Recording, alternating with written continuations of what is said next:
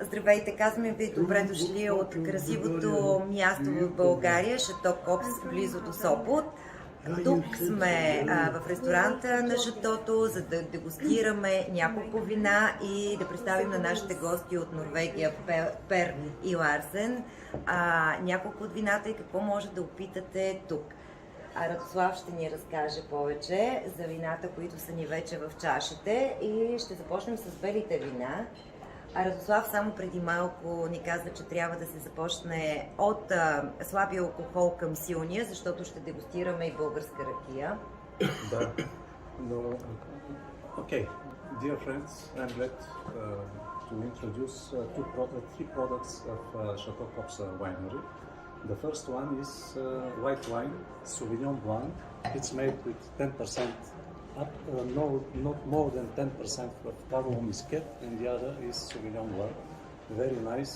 You can try it. Fresh taste. It's 2020. You see, very expressive taste and nice nose. Ако трябва на български сега. It's ideal for vegetables, for fish, this wine.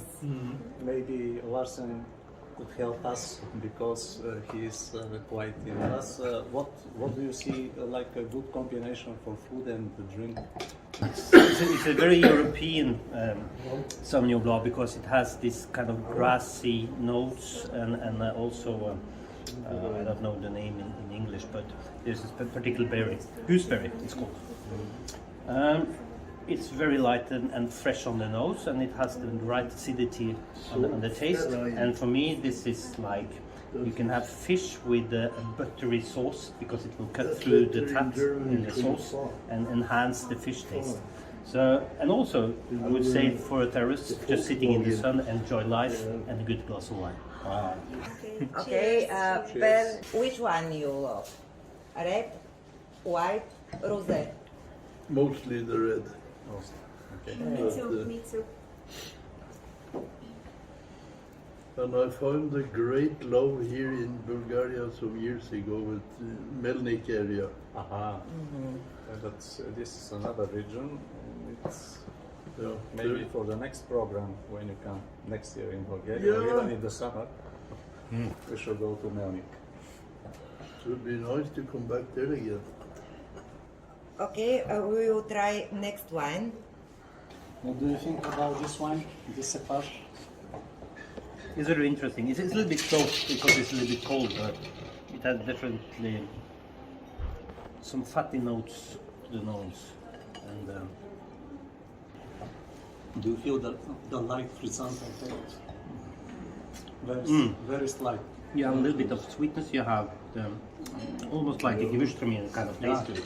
Like A little bit of the sweetness and the roses and things coming through on the taste. You don't get that on the nose immediately.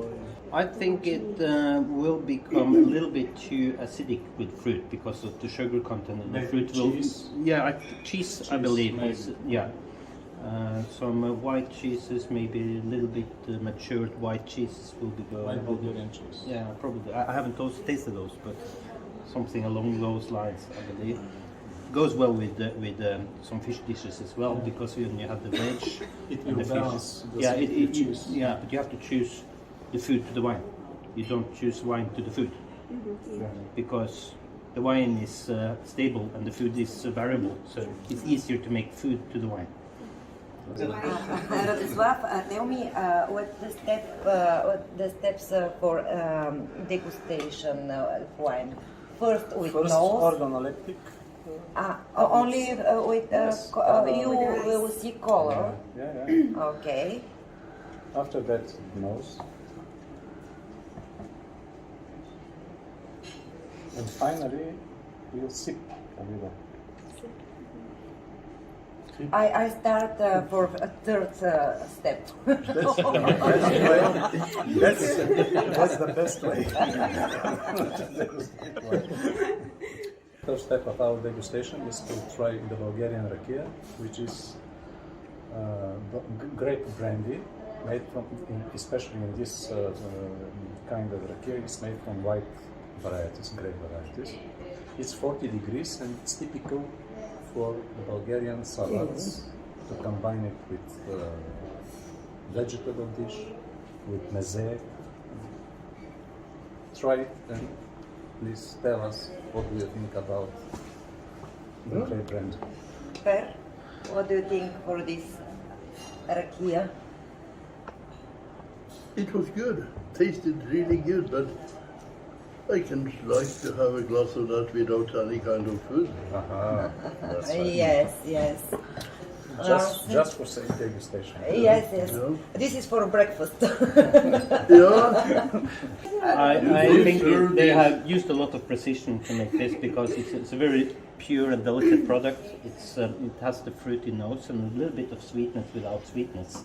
And there's a slight oak in it as well that makes it a little bit round. So I would agree with Per. You don't need food with this. It's maybe after the food as well. Yes. As a degustation. Yeah. But no, this is good stuff.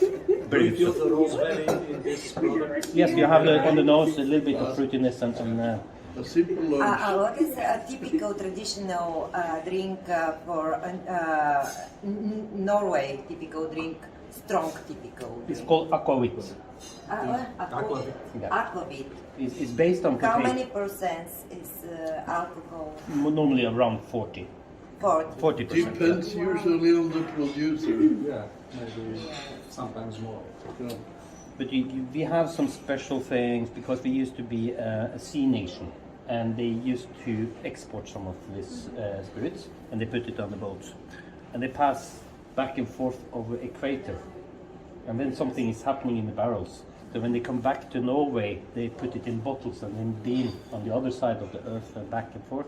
And this gives a special aromas, and it's called linje akevit, meaning it's been on the boat. So you have the local, and then you have the one on the boats. And maybe it's necessary to say that the spirit of the aquavit is made from grain and from potatoes and from... It's made from potatoes. Potatoes. So it's with different spices, cumin and a lot of local varieties of spices. Dill, maybe dill or not?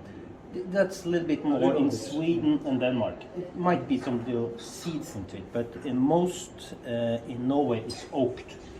In Sweden and Denmark it tends to be non-oaked or very slightly oaked. But the old ones, which has been matured 12, 15 years on the barrel, it starts to look and taste a little bit more like a cognac, armagnac, whiskey.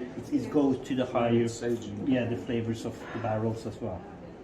But we should have brought a couple of bottles so we could figure it out. Next time. Next time. Yeah. Absolutely.